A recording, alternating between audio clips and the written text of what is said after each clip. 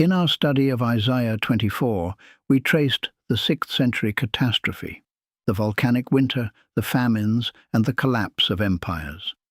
We suggested something bold, that these weren't random natural events, but the physical consequences of a breached covenant.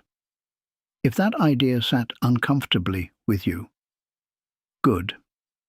Stay with me. Because Isaiah 25 is where the other shoe drops, and it drops in a direction you might not expect. Behind this chapter is a principle the rabbis call yerida letzorech aliyah, a descent for the sake of an ascent. It is the idea that a seed must rot in the dark to sprout, or that a pilot must pull back on the stick to climb. The scouring of the 6th century was not an end, but a clearing of the ground. Before a new light can be revealed, the old corrupt vessels must be shattered. In this framework, the volcanic ash of 536 AD and the subsequent collapse of the Byzantine order served as a dark fertilizer. This was the planting of the seed, a period of deep hidden growth where the essence of the Jewish soul was preserved in the study halls of the East while the palaces of strangers crumbled. This seed carries the genetic code of the final return to Zion in 1948. If chapter 24 was the cosmic flip, chapter 25 is the beginning of the long, resilient ascent toward the ultimate harvest. To understand this chapter, we must look at the geography of exile. Following the Bar Kokhba revolt in 135 AD, the Jews were expelled from Jerusalem and the city was renamed Aelia Capitolina. Under Byzantine rule, the exclusion was hardened into law. No Jewish foot was permitted on the ground of their own holy mountain. That closed gate is the fortified city. The palace of strangers is the imperial architecture built on top of it. And Moab, the pressure from across the Jordan, is the Byzantine frontier that enforced the lock. To the survivors in the 6th century, this wasn't just a political ban, it was a spiritual strangulation. Byzantine law didn't just forbid residency, it criminalized the very act of mourning.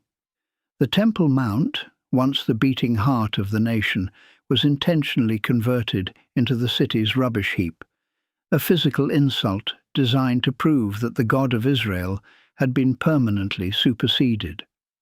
To be a Jew in the 530s was to live in a state of civil death, where your identity was a relic and your future was a locked door. Every verse in this chapter is pushing against that locked door, until it finally gives way in 614 AD and ultimately in 1948.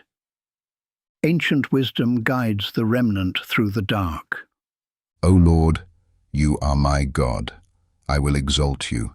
I will praise your name, for you have done wonderful things. Your counsels of old are faithfulness and truth. After the collective terror of the failing sun and the liquefying earth, a single voice rises. There is a crucial linguistic shift here. The speaker moves from calling him the Lord, the attribute of justice that shook the world in chapter 24, to my God, the personal attribute of mercy. The wonderful things, or pele, here are not abstract miracles. They are the literal mechanics of the planetary system responding to a moral breach. We see the wonderful counsel as a divine architectural response. When the human world lost its moral center, the physical sun lost its strength to mirror that decline. The volcanic winter of 536 was the counsel of a system designed to signal when it has been pushed too far. These counsels are divine sparks sent into a darkening world to guide us back to our source, teaching us that the distance we feel during a volcanic winter is actually the very mechanism of our refinement. For you have made a city into a heap, a fortified city into a ruin, a palace of strangers to be no city. It shall never be rebuilt. This verse provides the definitive autopsy of the old world order. We define the fortified city here as the primary obstacle to redemption. It is the physical strength, the military might, and the exclusionary laws that barred the gates of Jerusalem. Alongside it sits the palace of strangers, representing the cultural prestige of an empire that believed itself eternal. Because these structures were built using the spoils of the oppressed, their destruction is a matter of physical law. God destroys both the physical walls and the arrogant imperial idea so that the very concept of that city vanishes. By turning this complex into a ruin, God removes the barriers that prevented the needy from accessing divine light. The wealth harvested through blood vengeance and corruption returns to the earth, leaving a vacuum where the city of formlessness once stood. Therefore shall a strong people honor you, a city of tyrannical nations shall fear you. That same fortified city, the one reduced to rubble in the previous verse, now gets recognized by the very giants who built it. The strong people of the Byzantine and Sasanian empires are only strong until the ground beneath them liquefies. Historically, capitals like Constantinople and Ctesiphon had ruled through taxation and fear. But after the disasters of the mid-6th century, the old confidence in empire evaporated. A defining atmosphere of dread took hold, fear of plague, famine, and cosmic instability. These nations became frightened because they witnessed a divine intervention that overturned every worldly power structure, acknowledging that the walls we saw fall offered no protection against the King of the universe. But the fall of the mighty is only half the story. Because while empires were trembling at the cosmic scale, something quieter was happening at the human scale. One soul, stripped of every external protection, discovering that the king who toppled capitals was also capable of becoming a shadow over a single head. For you have been a stronghold to the poor, a stronghold to the needy in his distress, a shelter from the storm, a shade from the heat.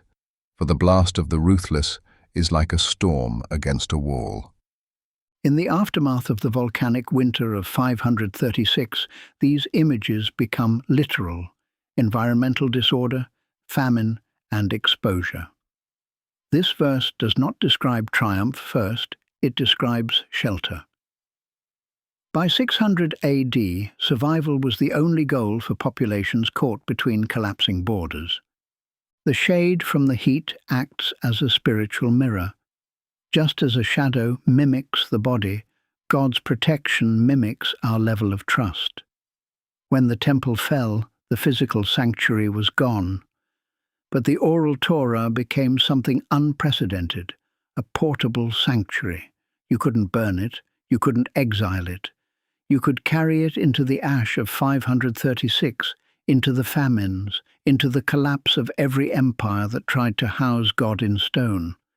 And it would still function, shade from the heat, shelter from the storm. But as the soul finds its portable sanctuary in the dark, the world outside is anything but quiet. The internal peace of the student is surrounded by the external roar of a dying civilization.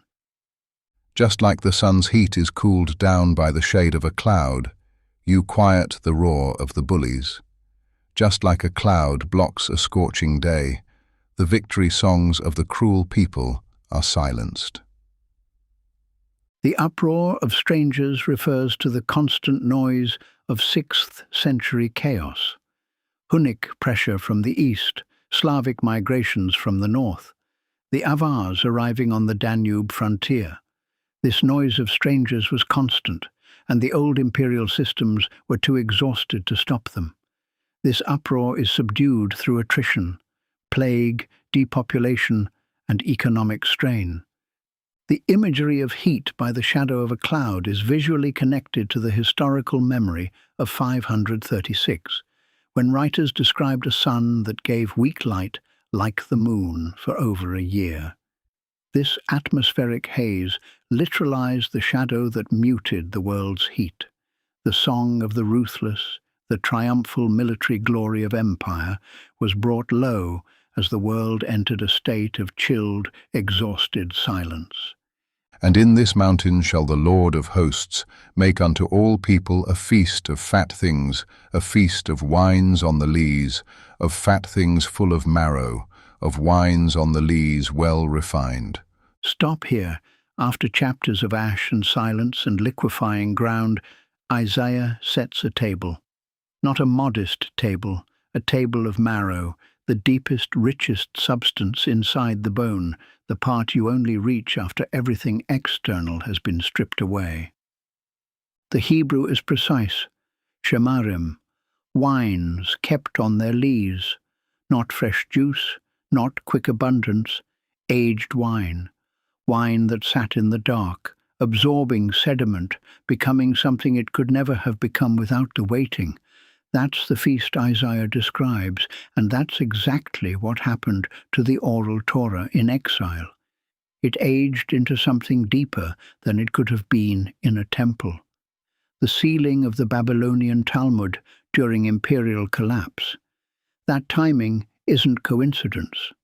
It's wonderful counsel. The same cosmic disruption that toppled empires also created the conditions for the Oral Torah to be preserved.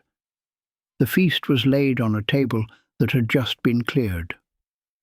Consider what those 13 centuries contained. The Crusader sword sweeping through the very streets Isaiah was describing, the Mongol tide, the Ottoman consolidation that, paradoxically, became the safest harbour the Jewish world had known in a millennium. And then, the great dispersions. Spain, 1492. Ashkenaz, century after century of frozen winters and burning villages. Each upheaval was not an interruption to the aging process. Each upheaval was the aging process. The exiles who carried the Zohar's manuscripts across the Mediterranean in 1492 did not know they were transporting cargo for a destination not yet visible on any map. The rabbinic teachers who refined and transmitted the inner fire of Torah across every diaspora community, through Spain, through Poland, through North Africa, through Yemen, they were the final custodians, turning the bottle slowly, keeping the sediment settled until the hour of pouring arrived. The full vintage, the moment that 1,300 years of waiting in the dark was finally crowned with sovereignty. That was 1948. But the feast is only possible because the guests can finally see it. And for centuries, they couldn't. Not because the table wasn't set, but because a veil had been drawn over the eyes of every nation, making the world look like a machine running on its own.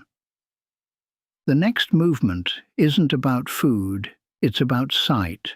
And he will destroy in this mountain the face of the covering cast over all people, and the veil that is spread over all nations. The 536 shroud was physical ash, but Isaiah points to a deeper spiritual veil. This veil is the perception of nature as a self-governing, mechanical force. People look at the world and see only physics, but they fail to see the hand moving behind them. On this mountain, God swallows this doubt.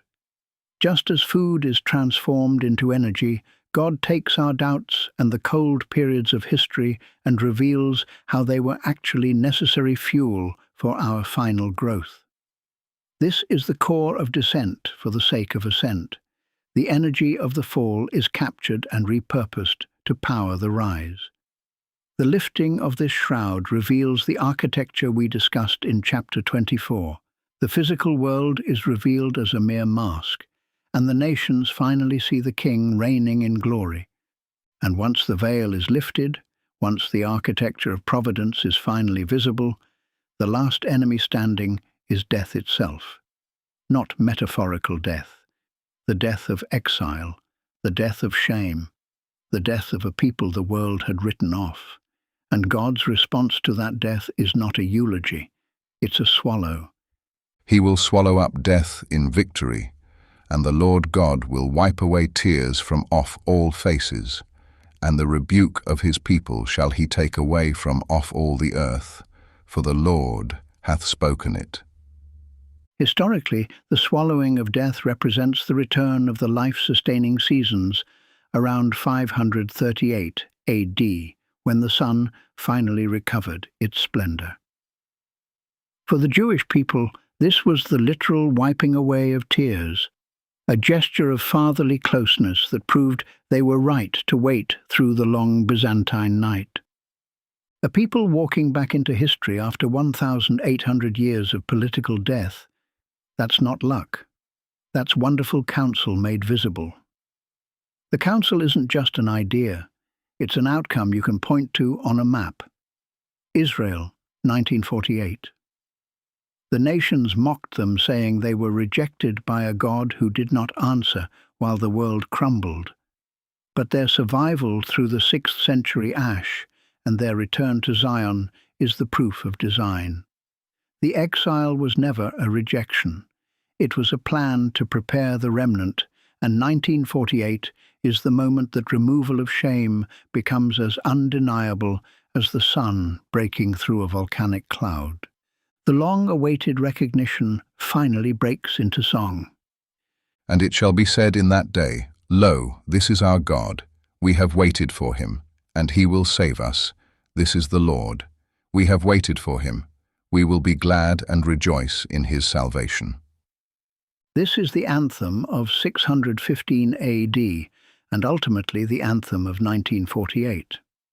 The phrase, Lo, this is our God, marks the transition from abstract belief to empirical sight. We no longer just hear about him, we see his hand in the restoration of Jerusalem. The double wait is the central mechanic of this verse. Two things the redeemed are waiting for. First, Yeshua, physical salvation, the end of the locked door, Jews walking back onto the mountain and into the land.